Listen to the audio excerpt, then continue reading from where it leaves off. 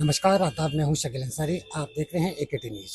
एकेटी news पे आपको हमेशा हम खबरें दिखाते हैं जनता से जुड़ी हुई, और उन समाज सेवा को जो समाज सेवा करते हैं उन लोगों को आप तक उनकी बात पहुंचाते हैं।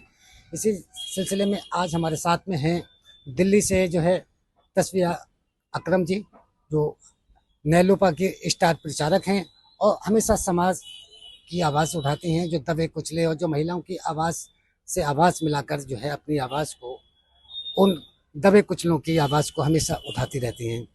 तस्वीर एकेटी न्यूज़ में आपका स्वागत है। बहुत बहुत शुक्रिया आपका। आप तमाम, कम उम्र है आपकी, और तमाम जो है आपकी सोशल मीडिया पर जो है दबे कुचलों की आवाज़, महिलाओं की आवाज़ आप उठाती रहती हैं। क्या मकसद है आपका? देखिए, मैं चाहती हूँ कि कहते हैं कि इबादत से जन्नत मिलती है और ख़िदमत से खुदा। तो मैं चाहती हूँ कि मैं ख़िदमत खल्क़ कर कर खुदा तक जाऊँ। अभी आप देख रही हैं तमाम महिलाओं के साथ में जो जिस तरीके की हरकतें होती हैं, जैसे आप मिसाल के तौर, अभी ताज़ा खबर है ये 15 रोज़ पहले की, जो सांसद इकरा हसन है, उनके वालिद साहब भी सांसद रहे, उनकी वालदा भी सांसद रही और उनके भाई भी सांसद रहे।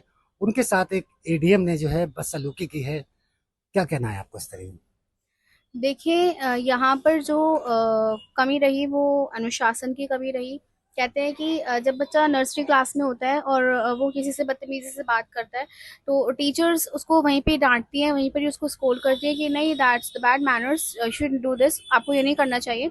ऐसे ही तो बच्चे को पता रहता है कि अगर मैं दोबारा ऐसा कुछ करूँगा तो मुझे फिर से डाँट पड़ेगी। लेकिन यहाँ पर कमी क्या है कि इन्हें पता, सभी एडीएम और अधिकारी जो हैं, जो ऐसी अभद्र बात करते हैं, दुर्व्यवहार करते हैं, उन्हें पता है कि मुझे कहने या सुनने वाला कोई है नहीं। और मैं जो जैसे उन्होंने कहा कि मेरा ऑफिस है, मेरा दफ्तर है, मैं स्वतंत्र रूप से किसी को भी कुछ भी कह सकता हूँ या कर सकता हूँ। तो उन्हें मालूम है कि अगर मैं ऐसा कुछ भी करूँगा तो मेरे ऊपर से, यानी शासन या प्रशासन से, मुझ पर कोई एक्शन नहीं लिया जाएगा। तो यहाँ पर गलती एडीएम के साथ साथ प्रशासन की भी है कि वो उन्होंने ऐसे ऑफिसर्स को, ऐसे जो ऑफिसर्स हैं उन लोगों को ऐसे छूट दे रखी है कि आप स्वतंत्र हैं। जब उन्होंने इतनी स्वतंत्रता से कह दिया कि I am free to do anything, तो गलती यहाँ पर दोनों की ही है। जिस तरीके से इकरा हसन जो एक चेयरमैन के साथ में वहाँ गई थी, वो अपने निजी काम से नहीं गई थी, जनता से चुनी हुई हैं, तो जनता के ही काम लेकर दोनों ही महिला थी, इकरा हसन भी और जो वहाँ की चेयरमैन थी। जनता की जो भी समस्या हैं वो अधिकारियों पास ही लेकर जाया जाता है, लेकिन ऐसे अधिकारियों के बारे में जो उनकी सोच इतनी गंदी रहती है, जो कि महिलाओं के बारे में इस तरीके की बदसलूकी करना, ऐसे अधिकारियों के लिए क्या मांग करती हैं आप? मैं चाहती हूँ कि अगर आपको कहीं भी दिख रहा है कि ऐसे अधिकारी मौजूद हैं हमारे ऑफिस में या हमारे वर्किंग सिस्टम में, तो उन लोगों को फौरन से फौरन निलंबित कर देना चाहिए, या फिर उनका डिमोशन किया जाए, उनको तंबीह की जाए, कि नोटिस दिया जाए लीगली कि अगर आप ऐसा दोबारा करेंगे या ऐसा कुछ होगा तो हम आपको छोड़ेंगे नहीं, या फिर हम आपके खिलाफ ऐसे ऐसे एक्शंस लेंगे, ताकि वो थोड़े से एक प्रोटोकॉल्स के अंदर रहें कि हमें ऐसा करने पर ये हो सकता है। तो मे बी इन सब चीज़ों को, इन सब प्रोटोकॉल्स को अपनाने के बाद ये जो दुर्व्यवहार है ये थोड़ा कम हो जाए। तमाम जो हैं हम देखते हैं महिलाओं के साथ जो भी अत्याचार हो रहे हैं, जगह जगहों पर आप भी सोशल मीडिया पर देखते होंगे, खबरें मिलती रहती हैं। लेकिन जो कुछ तमाम अधिकारियों के जो खुलेआम इस तरीके की बदतमीजियां करते हैं, जिस तरीके से, क्या इनको सरकार का आशीर्वाद मिला रहता है क्या? देखिए, मैंने अभी ये कहा कि नर्सरी क्लास से ही अगर टीचर बच्चे को डांटना स्टार्ट करेगी तो वो ग्रेजुएशन, मास्टर्स, पीएचडी तक भी उसको ये रहेगा कि अगर मैं ऐसा कुछ करूंगा तो मेरे टीचर्स मुझे डांटेंगे। और अगर नर्सरी में उस बच्चे को एक छोटी सी बदतमीजी करने पर नहीं डांटा गया तो बच्चे को शुरू में लगेगा कि आई एम फ्री, ये कोई गलत बात नहीं है। तो अगर यहाँ पर सरकार पहले से ही ऐसे ऑफिसर्स, ऐसा तो हुआ नहीं है कि पहली बार किसी अधिकारी ने किसी महिला के साथ या किसी जनप्रतिनिधि के साथ बदतमीजी की है या दुर्व्यवहार किया है, ऐसा पहले भी कई बार हो चुका है। अगर पहले ही सख्त एक्शन लिए जाते तो शायद शायद ये सहारनपुर के जो एडीएम है उनकी इतनी जरूरत ना होती कि वो किसी भी महिला जनप्रतिनिधि को, जो दो एक साथ गई थी, उनको अपने दफ्तर से बदतमीजी से बाहर निकलने के लिए कहते थे। कौन इन पर लगाम कसेगा? जनता लगेगी, करेगी, या कोई ये सरकार? अब देखिए, फॉर जो एग्जाम्पल, उत्तर प्रदेश की पुलिस भी आप देख लीजिएगा, उत्तर प्रदेश के जो अधिकारी हैं बेलगाम हो चुके हैं। फॉर एग्जाम्पल, वालिद बेटे को डांट सकता है, लेकिन बेटा वालिद को एक हद तक ही समझा सकता है बस। तो यहाँ पर जनता जो है इज जस्ट लाइक बेटा, तो यहाँ पर वो नहीं कर सकती कुछ, क्योंकि बस वो कह सकती है, वो आवाज उठा सकती है। लेकिन अगर उनके ऊपर रोक जो लगाएगा वो प्रशासन ही लगाएगा, तो प्रशासन को ही इसके ऊपर कुछ करना चाहिए। कुछ करना चाहिए, लेकिन करता कोई नहीं है कुछ भी, क्योंकि उनका प्रमोशन और कर दिया जाता है। जो भी जितने जो अधिकारी जो भ्रष्टाचारी हो रहे हैं उनका प्रमोशन और किया जाता है। जिस तरीके से आप 2027 आ रहा है और सभी पार्टियां अपनी अपनी जो तैयारियों पे लगी हैं, आप नेलोपा की स्टार प्रचारक हैं, क्या तैयारियां हैं आपकी? देखिए कोई भी पार्टी जब फील्ड मैदान में उतरती है तो यकीनन उनका एक मोटिव रहता है कि हमें चुनाव लड़ना है। तो कहीं ना कहीं नेशनल लोकमत पार्टी का भी यही मोटिव है, यही उनका जो टारगेट है यही है कि हम भी 2027 में इंशाल्लाह चुनाव में आएंगे। बाकी जो फर्दर इन्फॉर्मेशन है वो हमारे नेशनल लोकमत पार्टी के जो अध्यक्ष हैं जनाब डॉक्टर रदाफत अली साहब के पास है। तो अभी मुझ तक फराम नहीं हुई है, तो मैं इसके बारे में कुछ नहीं कह सकती। तो आप जनता के बीच में क्या मुद्दे लेकर जाएंगे?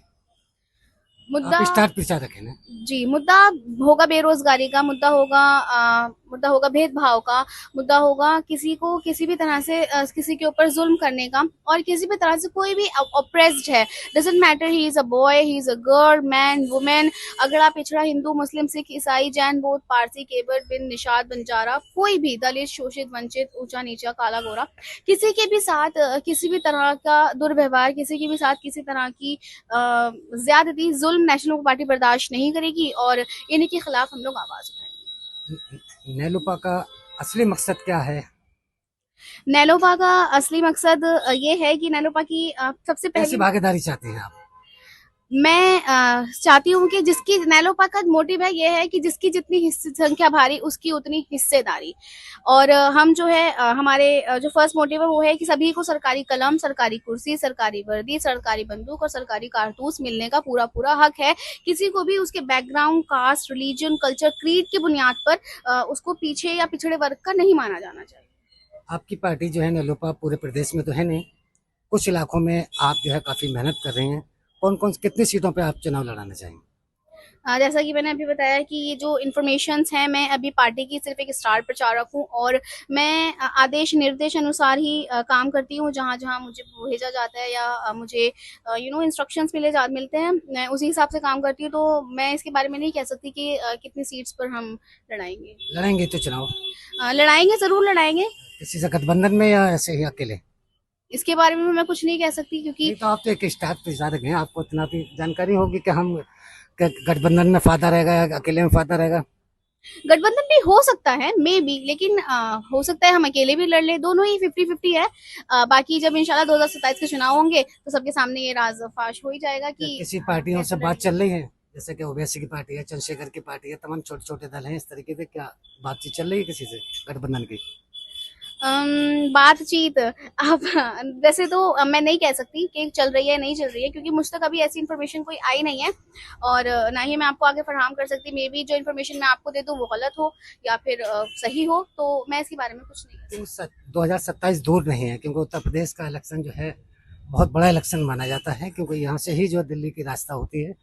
तो सभी अगर आपकी पार्टी गठबंधन में लड़ना चाहेगी जब भी कुछ हासिल कर पाएगी, क्योंकि पहले भी नेलोपा काफ़ी मजबूती के साथ उभरी थी, लेकिन फिर बीच में डाउन हुई, कई विधायक उनके जीते थे, लेकिन अब जो है काफ़ी टाइम से डाउन रही और अब फिर उरूज पे आ रही है नेलोपा, क्योंकि तमाम आपकी जो स्पीचें मैं सुन रहा हूँ सोशल मीडिया पे आप आ रही हैं, तो जिस तरीके की मेहनत हो रही है, तो किस कहाँ तक मेहनत चल रही है, कितनी सीटों पर उम्मीद है लड़ने की, किससे गठबंधन की? नेशनल लोकमत पार्टी इंशाल्लाह फिर से रूज पर आएगी और उस वक्त 2027 में जितनी भी सीट्स हमें मुनासिब लगेंगी नेशनल लोकमत पार्टी के अध्यक्ष को और बाकी जो सीनियर लीडर्स हैं उन सबको हम उतनी ही सीट्स पर अपने अपने जो प्रतिनिधि हैं वो उतारेंगे और चुनाव भी लड़ाएंगे और इंशाल्लाह जीतेंगे भी। और हो सकता है गठबंधन में भी हो और हो सकता है हम तन्हाई चुनाव में उतर जाएं। तो ये थी हमारे साथ में समाज सेविका और नेलोपा की स्टार प्रचारक, हमेशा समाज के दबे कुचले लोगों की आवाज़ उठाने वाली, और नेलोपा भी हमेशा जो है जिसकी जितनी भागीदारी हिस्सेदारी है उसी तरीके की आवाज़ें हमेशा उठाती रहती है। उम्मीद यही की जा रही है कि नेलोपा फिर दोबारा जो है उरूज पर आएगी और अपने प्रत्याशी उत्तर प्रदेश में उतारेगी, चाहे गठबंधन से उतारे चाहे अकेले लड़े।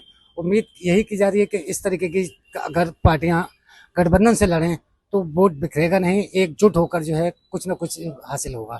क्योंकि जब तक अगर ये छोटी छोटी पार्टियां हिस्सेदारी नहीं करेंगी तो प्रदेश में किसी की भी सरकार बने कम से कम हिस्सेदारी होना चाहिए, और हिस्सेदारी जब होगी जब भी जनता का फायदा होगा, जब भी उन दबे कुचली जो कौमें हैं जिनको हमेशा से दबाया जाता है उनको जो है कुछ फायदा मिलेगा, कहीं नौकरियों में फायदा मिलेगा।